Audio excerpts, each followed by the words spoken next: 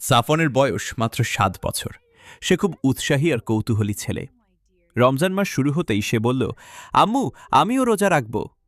আম্মু হেসে বললেন, তুমি এখনো ছোট, অর্ধেক দিন রাখলেই হবে। সেহরির সময় সবাই ঘুম থেকে উঠল। সাফওয়ানও কষ্ট করে চোখ মেলে টেবিলে বসল। খেজুর আর ভাত খেয়ে সে খুব খুশি। সে মনে মনে দোয়া করল, আল্লাহ, আমাকে ভালো রোজাদার বানিয়ে দাও। সকালটা ভালোই গেল, কিন্তু দুপুরে তার খুব ক্ষুধা লাগল। বন্ধুরা আইসক্রিম খাচ্ছিল। সাফওয়ানের খুব ইচ্ছে হল। সে একটু চুপ করে দাঁড়িয়ে রইল। তার মনে পড়ল, রমজান হল ধৈর্য শেখার মাস, আর রোজা শুধু না খেয়ে থাকা নয়, ভালো মানুষ হওয়ার শিক্ষা। সে নিজেকে বলল, আমি পারব, আল্লাহ আমাকে দেখছেন। অবশেষে বিকেল হয়ে গেল। আজান শোনামাত্র সে দৌড়ে বাসায় এল।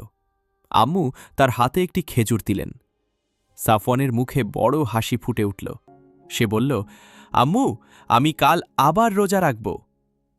আম্মু তাকে বুকে জড়িয়ে ধরলেন।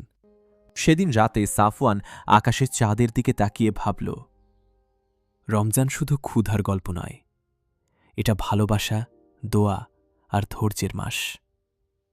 এই গল্প থেকে আমরা শিখলাম, রমজান আমাদের ধৈর্য শেখায়,